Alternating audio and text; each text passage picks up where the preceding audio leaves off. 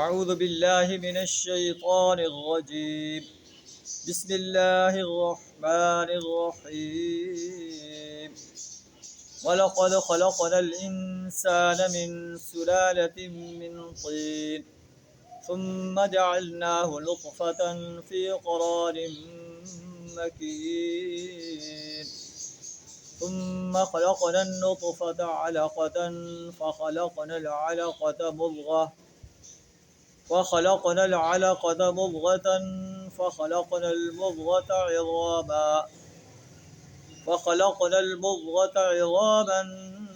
فكسونا العظام لحما ثم أنشأناه خلقا آخر فتبارك الله أحسن الخالقين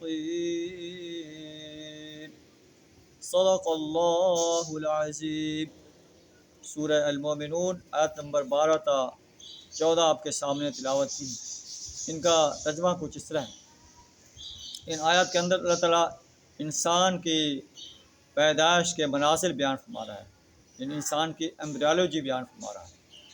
وَلَقَدْ خَلَقْنَا الْإِنسَانَ مِنْ سُلَالَةٍ مِّنْ طِينٍ، ہم نے انسان کو مٹی کے سط سے بنایا۔ ثُمَّ جَعَلْنَاهُ نُطْفَةً فِي قَرَارٍ مَّكِينٍ، پھر اسے ایک محفوظ جگہ ٹپکی ہوئی بوند میں تبدیل کیا۔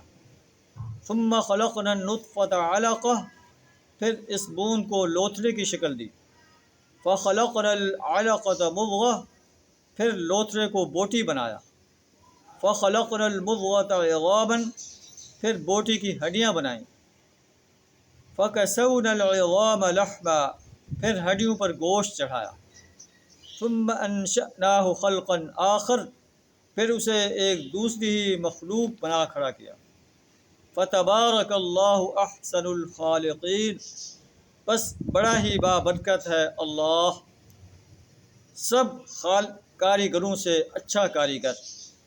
ثُمَّ إِنَّكُمْ بَعْدَ ذَلِكَ لَمَيِّتُونَ، پھر اس کے بعد تم کو ضرور مرنا ہے۔ ثُمَّ إِنَّكُمْ يَوْمَ الْقِيَامَةِ تُبْعَثُونَ، پھر قیامت کے روز یقیناً تم اٹھائے جاؤ گے۔ تو انسان کے یہ تخلیقی مدارج بیان فرما کر اللہ تعالیٰ انسان کی حیثیت انسان کو بتا رہا ہے کہ تمہاری حیثیت کیا ہے۔ تمہاری ابتدا تو ایک نطفے سے ہوئی ہے، ایک گندے پانی سے ہوئی ہے۔ انا خلقنا الانسان من نطفۃ امشاج، ہم نے انسان کو ملے جلے نطفے سے پیدا کیا تاکہ نبتلیہ، تاکہ ہم اس کی آزمائش کریں۔ فجعلناہ سمیعا بصیرا، ہم نے اسے قوت سماعت و قوت بصرت عطا کی۔ انا ہدیناہ السبیل، ہم نے اسے سیدھا راستہ دکھایا۔ اما شاکرا و اما کفورا، چاہے تو شکر گزار بنے، چاہے تو اللہ کا ناشکرہ بنے۔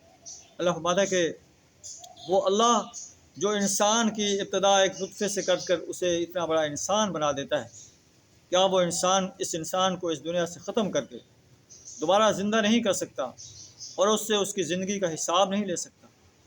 تو انسان کو غور کرنا چاہیے کہ وہ جو ہے اتنا بڑا انسان بن کر اپنی اس پیدائش کو بھی غور کرنا چاہیے کہ میں کس چیز سے پیدا کیا گیا ہوں، کس ہستی نے مجھے پیدا کیا ہے، اور اس ہستی نے میرے ذمہ کام کیا لگا ہے، میرا مقصد حیات کیا ہے۔ انسان کا مقصد حیات، امت مسلمہ کا مقصد حیات، کنتم خیر امت اخرجت للناس، تم ایک بہترین امت ہو، تمہیں انسانوں کے لیے میدان عمل میں لایا گیا ہے کہ تأمرون بالمعروف وتنہون عن المنکر، تمہیں لوگوں کو نیکی کا حکم کرنا ہے اور برائی سے روکنا ہے۔ وتؤمنون باللہ، اور اللہ پر ایمان لانا ہے۔ اللہ فرماتا ہے کہ جب تم جوانی کو پہنچ جاتے ہو تو تمہیں یہ بھی یاد رکھنا چاہیے کہ تمہیں موت بھی آنی ہے، اور ثم انکم یوم القیامۃ تبعثون، موت کے بعد پھر تمہیں اٹھایا جانا ہے اور اللہ کی عدالت میں پیش ہونا ہے۔ کلہم آتیہ یوم القیامۃ فردا، ہر شخص فردن اللہ کی عدالت میں پیش ہوگا۔ اللہ اسے اپنی عدالت میں کھڑا کر کے اس سے اس کی جوانی کا، اس کے فرصت کے لمحات کا، صحت کے لمحات کا، مال کہاں سے کمایا، کہاں خرچ کیا، اور اس کے مقصد حیات کا حساب لے گا۔ اگر وہ صحیح معنی میں جواب دے سکا تو کامیاب و کامران ہوگا، اور اگر اس نے اپنے مقصد حیات کو کھو دیا دنیا کے لہو و لعب میں مشغول ہو گیا، مال و دولت کو اکٹھے کرنے میں مصروف رہا، اللہ کے احکامات کو فراموش کرتا رہا، تو قیامت کے روز اسے پشیمانی کا سامنا کرنا پڑے گا۔